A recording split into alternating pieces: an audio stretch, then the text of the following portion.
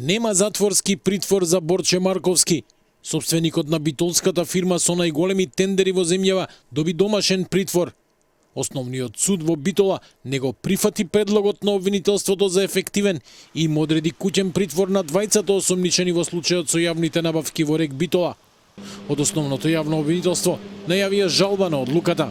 Надлежниот јавен обвинител не се согласува со ваквата одлука, особено имајќи ги предвид ризиците од бегство на осомничените, од кои едниот има и значителен имот во друга држава. Од тие причини, обвинителството ќе вложи жалба на одлуката на судот и ќе бара мерка ефективен притвор. Во акција на финансиската полиција, вчера беше приведен собственикот на Марковски компании и почесен конзул на Белорусија во земјава, Борче Марковски. Со него се приведени уште неколкумина поранешни раководители на РЕК Битола, а меѓу осомничените е и поранешниот прв човек на комбинатот Пеце Матевски, кој е во притвор за случајот адитив. Тие се сомничат дека пред 2 години со злоупотреба на службената положба го оштетиле комбинатот за околу 1,6 милиони евра. Од ВМРО ДПМН реагира дека судството, наместо да ги санкционира криминалците, им дава охрабрување да продолжат со злоупотребите.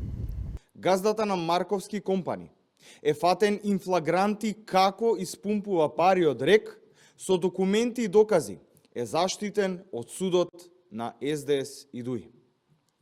Газдата на Марковски компани, кој е близок до Заев и Филипче, наплатил по 16.000 денари за час ископ со машини во РЕК.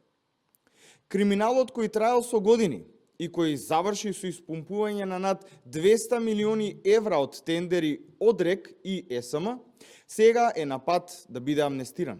Марковски компани со години добиваше огромни договори во РЕК Битола, а само лани оствари приходи од над 45 милиони евра. Најголемиот тендер во 2023 година беше вреден рекордни 46 милиони евра, а за 2 години инкасирала околу 200 милиони евра од државата.